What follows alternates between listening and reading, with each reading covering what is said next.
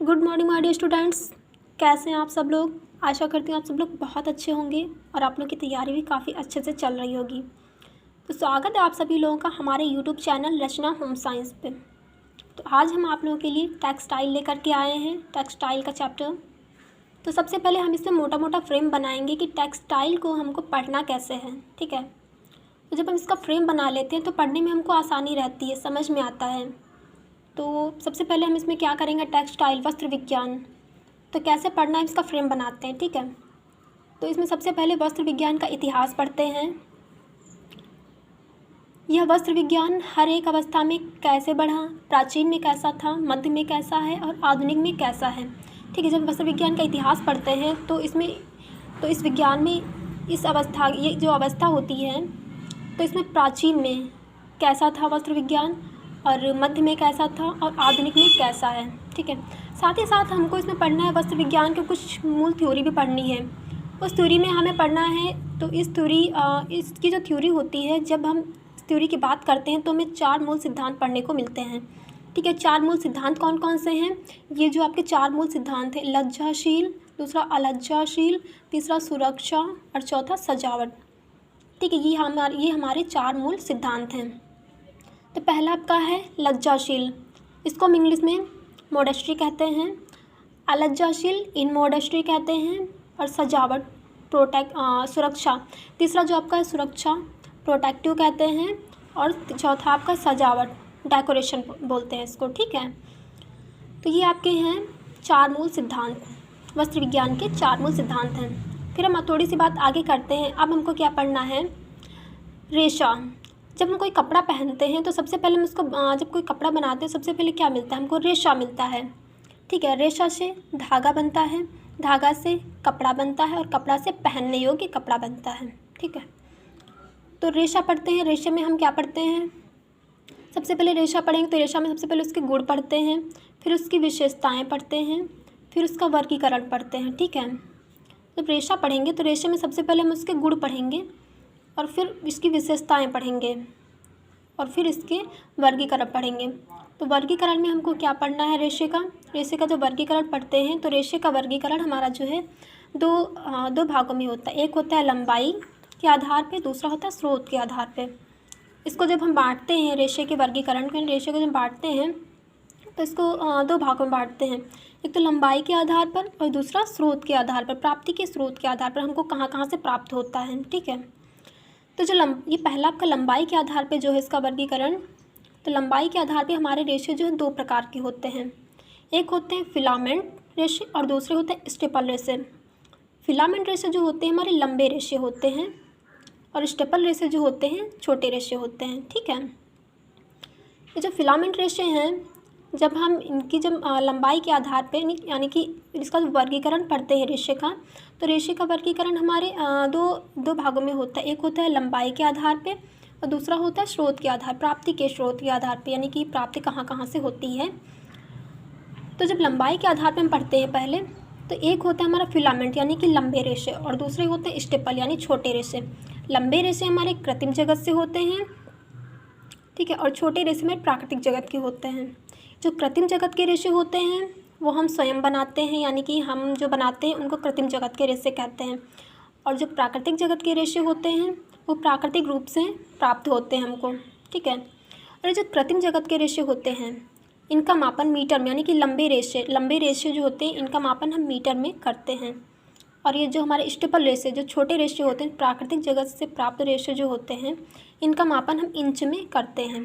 ठीक है, तो कृत्रिम जगत के जो रेशे होते हैं इनका मापन मीटर में करते हैं और जो प्राकृतिक जगत के रेशे होते हैं इनका मापन हम इंच में करते हैं। ठीक है, अब हमने यहाँ तक बात कर ली है लंबाई के आधार पर और स्रोत के आधार पर। ठीक है, अब हम बात करते हैं आगे स्रोत के आधार पर, यानी कि लंबाई के आधार पर हमने बात कर ली थी, अब हम बात करते हैं स्रोत के आधार पर कि ये रेशे हमको प्राप्त कहाँ कहाँ से होते हैं। तो सबसे पहले हम बात करते हैं प्राकृतिक जगत की। ठीक है, एक होता है हमारा प्राकृतिक जगत और दूसरा होता है कृत्रिम जगत। ठीक, कृत्रिम जगत, ये प्राकृतिक जगत से जो हमको प्रकृति से प्राप्त होते हैं रेशे, तो ये हमको कहाँ कहाँ से प्राप्त होते हैं। तो सबसे पहले हमको वानस्पतिक जगत से रेशे प्राप्त होते हैं, और दूसरा है हमको प्राणिज यानी प्राणिज जगत से हमको रेशे प्राप्त होते हैं, और तीसरा हमारा खनिज जगत से, खनिज से रेशे हमको प्राप्त होते हैं। ठीक है, तो सबसे पहले जब हम बात करते हैं तो वानस्पतिक जगत से बात करते हैं। ठीक है, वानस्पतिक पेड़ पौधों से जब हमको रेशे प्राप्त होते हैं तो कैसे प्राप्त होते हैं। सबसे पहले वानस्पतिक जगत में सेलुलोज पाया जाता है, सेलुलोजिक जगत के रेशे होते हैं, और प्राणिज यानी प्राणी में जो होता है, जीव जंतु में जो होता है उसमें प्रोटीन पाया जाता है। ठीक है, तो जो ये हमारे जो वानस्पतिक रेशे होते हैं, सेलुलोजिक जगत के रेशे होते हैं, ये 3 प्रकार के होते हैं। एक तो होता है बीज, और दूसरा होता है तना, और तीसरा होती है पत्ती। जैसे हम कोई जैसे हमने कोई रेशा लिया, आपका जैसे पेड़ है तो पेड़ में क्या सबसे पहले क्या पाया जाता है, इसमें पत्तियाँ पाई जाती हैं, और ये तना भी पाया जाता है, और ये बीज होता है, इसके अंदर जो फल होते हैं बीज होता है। ठीक है, तो इन सब से हमको क्या मिलता है, रेशा मिलता है।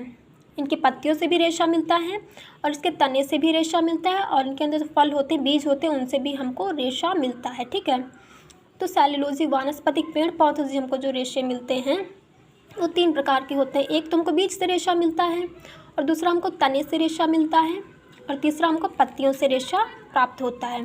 ठीक है, तो वानस्पतिक जगत में जो है, प्राकृतिक जगत के जो वानस्पतिक जगत में हमको जो रेशे मिलते हैं बीज से, तो बीज में हमको कौन कौन से रेशे मिलते हैं। पहला हमको कपास मिलता है, फिर कापोक मिलता है। ठीक है, कपास और कापोक हमको बीज से मिलता है, और दूसरा है हमारा तने से।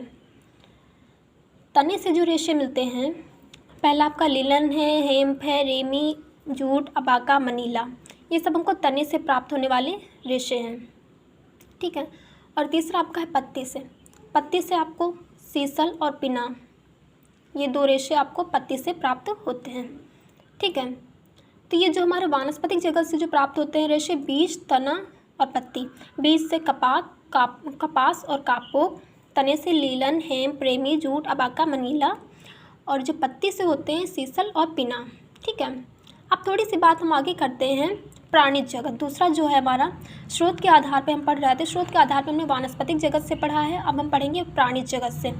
तो प्राणिज जगत से हमको जो रेशे प्राप्त होते हैं ये आपका रेशम और ऊन। ठीक है, जो रेशम आपका यानी प्राणिज जगत से रेशम आपको प्राप्त होता है और ऊन प्राप्त होता है। और ये जो रेशम आपका है इसका मापन हम मीटर में करते हैं। हमारा स्रोत के आधार पे जो रेशम आपका है इसका मापन हम मीटर में करते हैं। ठीक है, प्राकृतिक जगत में सिर्फ एक ऐसा रेशा है रेशम, जिसका मापन हम मीटर में करते हैं, अदर सबका मापन हम इंचज़ में करते हैं। ठीक है, बाकी कृत्रिम जगत के हमारे जितने भी रेशे हैं सबका मापन हम मीटर में करते हैं, और प्राकृतिक जगत में जितने भी रेशे उसमें सिर्फ आपका रेशम एक ऐसा रेशा है जिसका मापन हम मीटर में करते हैं। ठीक है, तो ये हम यहाँ पे आपको दिखा देते हैं। ये जो आपका है कृत्रिम जगत में इसका मापन मीटर में होता है, और प्राकृतिक जगत में इसका मापन इंच में होता है। प्राकृतिक जगत में सिर्फ आपका एक ऐसा रेशा है रेशम जिसका मापन मीटर में होता है। ठीक है, और इसमें कृत्रिम जगत में सबका मापन मीटर में होता है। ठीक है, तो ये जो प्राणिज जगत से प्राप्त रेशे रेशम होते हैं और ऊन होता है।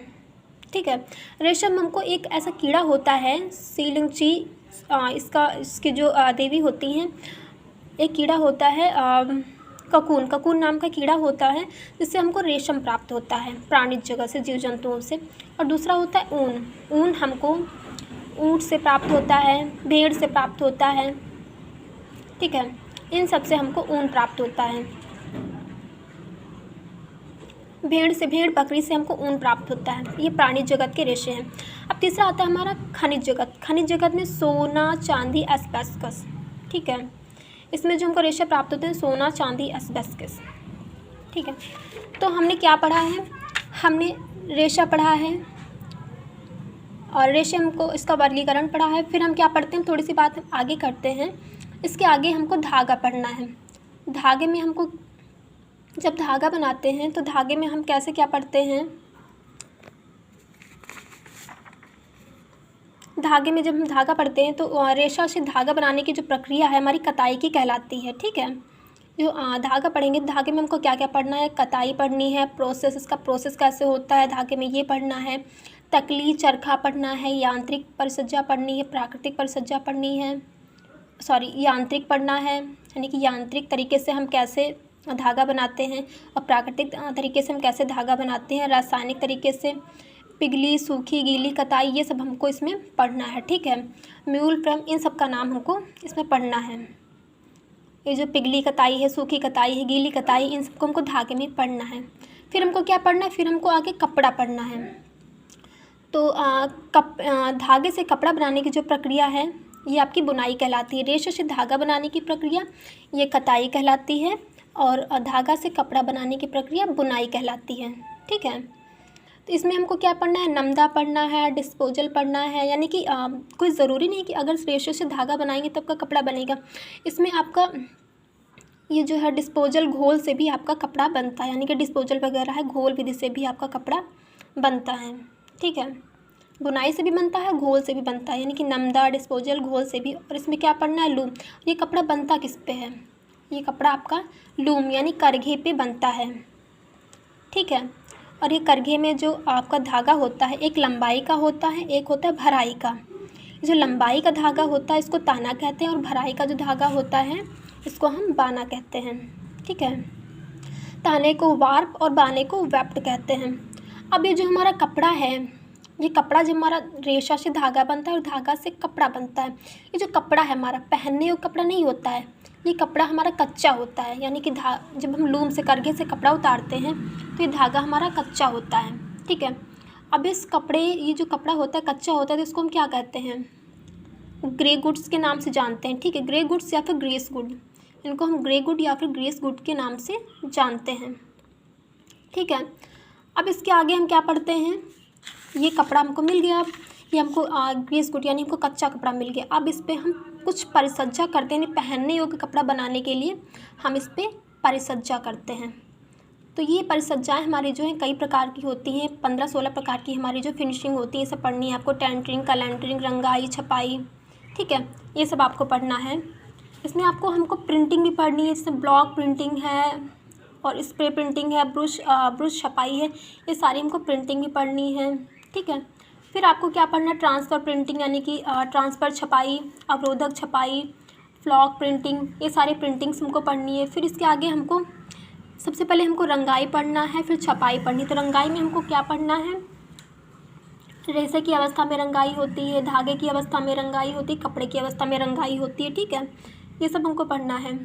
और फिर जो है आपको छपाई पढ़नी है, फिर आपको डाई पढ़ना है, ये सब आपको इसमें पढ़ना है। ठीक है, फिर आता है आपका दाग, फिर आपको दाग पढ़ना है, यानी कि प्राणिज दाग कैसे होते हैं, वानस्पतिक दाग कैसे होते हैं, चिकनाई के दाग क्या होते हैं, यानी कि खनिज दाग, ये सब दाग कैसे होते हैं, कैसे दाग छुड़ाए जाते हैं। ठीक है, ये सब आपको पहनने योग्य कपड़े में यानी परिसज्जा फिनिशिंग में पढ़ना है। ठीक है, फिर आपको पढ़नी है ड्राई क्लीन पढ़ना है, ब्लीचिंग पढ़नी है। ब्लीचिंग एजेंट में आता है आपका ऑक्सीडाइजिंग, रिड्यूसिंग, यानी कि ऑक्सीडाइजिंग, ये सब आपको पढ़ना है। फिर आपको पढ़नी है नील में क्या पढ़ना है, चमक पढ़नी है, पीलापन पढ़ना है, नवीनता पढ़नी है। इसमें आपको नील के प्रकार पढ़ने हैं। अल्ट्रामैरिन ब्लू यानी कि नील क्या होता है, पर्शियन ब्लू यानी पर्शियन नील कैसा होता है, ये सब आपको इसमें पढ़ना है। तब ये सब हम पढ़ लेते हैं, परिसज्जाएँ पढ़ते हैं, फिर हमको पहनने योग्य कपड़ा मिल जाता है। ठीक है, तो आशा करते हैं आज का वीडियो आप लोगों को अच्छा लगा होगा। ये जो फ्रेम जब आप लोग पढ़ लेंगे तो आप लोगों को पूरा टेक्सटाइल पढ़ने में कोई प्रॉब्लम नहीं होगी, बहुत अच्छे से समझ में आएगा। ठीक है, तो हमने इसमें क्या पढ़ा है, हम इसका समर कर देते हैं। हमने क्या पढ़ा है इसमें, वस्त्र विज्ञान का इतिहास पढ़ा है, वस्त्र विज्ञान के कुछ मूल सिद्धांत पढ़े हैं, लज्जाशील, अलज्जाशील, सुरक्षा और सजावट।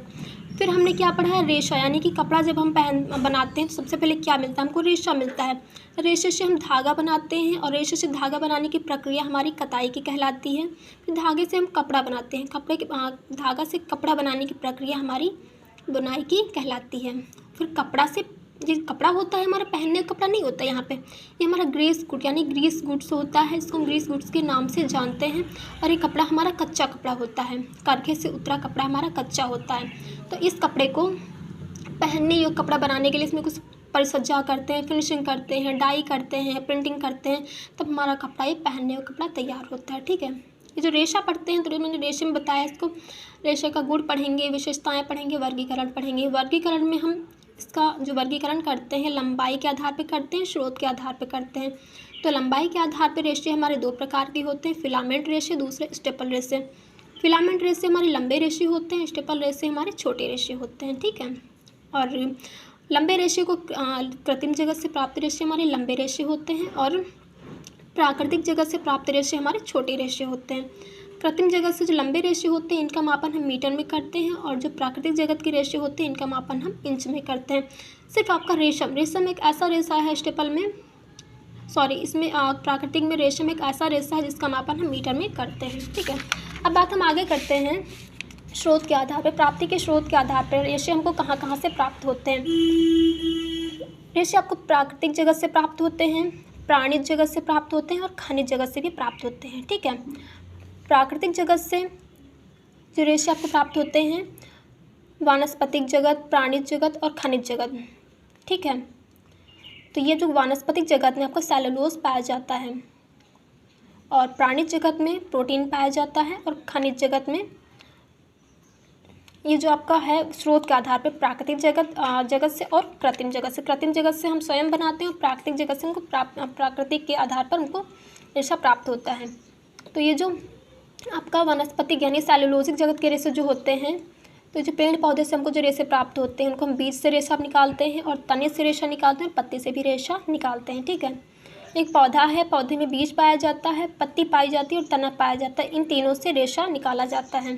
तो जो बीज से जो रेशा मिलता है कपास और कापोक होता है और जो तने से रेशा मिलता है, ये जो तना है आपका तने से रेशा जो मिलता है तो लीलन है, प्रेमी, जूट, अबाका, मनीला, ये सब हैं, ठीक है। और फिर पत्तियों से रेशा मिलता है ये आपके सीसल और पिन्ना है। फिर बात आती है आपकी प्राणी जगत की, प्राणी जगत से रेशे प्राप्त, ठीक है। जो प्राणी जगत से हमारे रेशे होते हैं ये रेशम और ऊन, ये जो ककून नाम का कीड़ा होता है प्राणी जगत में उनसे हमको रेशम प्राप्त होता है और भेड़ बकरी जो होती है इनसे हमको ऊन प्राप्त होता है, ठीक है। फिर बात आती है खनिज जगत की, खनिज सोना, चांदी, एस्बेस्टस, ठीक है, इन सब से हमको भी रेशा प्राप्त होता है।